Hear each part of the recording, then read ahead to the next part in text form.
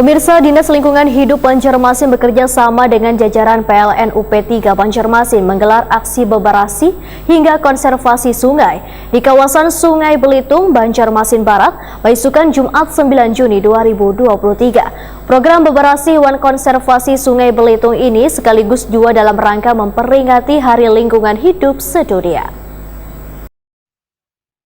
Dinas Lingkungan Hidup Banjarmasin bekerja sama dengan jajaran PLN UP3 Banjarmasin menggelar aksi beberasi hingga konservasi sungai di kawasan Sungai Belitung, Banjarmasin Barat, Besukan Jumat 9 Juni 2023. Kepala Dinas Lingkungan Hidup Banjarmasin, Alip Yos Pahlop Wahetakuni Prima TV memedahkan program beberasi Wan Konservasi Sungai Belitung ini sekaligus dalam rangka memperingati Hari Lingkungan Hidup Sedunia. Kegiatan nang saban tahun dilaksanakan yang melibatkan sekitar 500 petugas kebersihan ini difokuskan pada permasalahan kebersihan ratik nang ada di sungai. Menurut Alip Yos Pahlop, ratik plastik masih menjadi permasalahan lantaran hingga wayah ini masih banyak warga nang membuang ratik plastik ke sungai, khususnya di sepanjang Sungai Belitung, Banjarmasin Barat, sehingga perlu adanya kesadaran warga lantaran ratik nang dibuang ke sungai bisa mendangkalkan sungai, akibatnya banyu nang kada tertampung ke sungai bisa meluber kemana-mana hingga mengakibatkan banjir.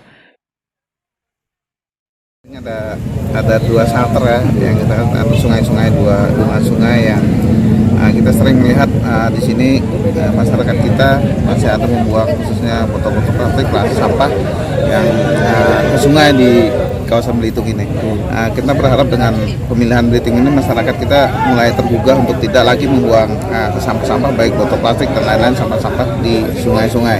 Karena bagaimanapun sungai ini bukan wajah kita Kota Banjarmasin, dan sesuai tema dari baik itu dari PLN Employ Volunteer Program atau kerja bakti, program kerja baktinya karyawan-karyawan PLN serta dalam rangka peringatan Hari Lingkungan Hidup khususnya Bad Plastic Pollution, jadi lawan polusi plastik gitu.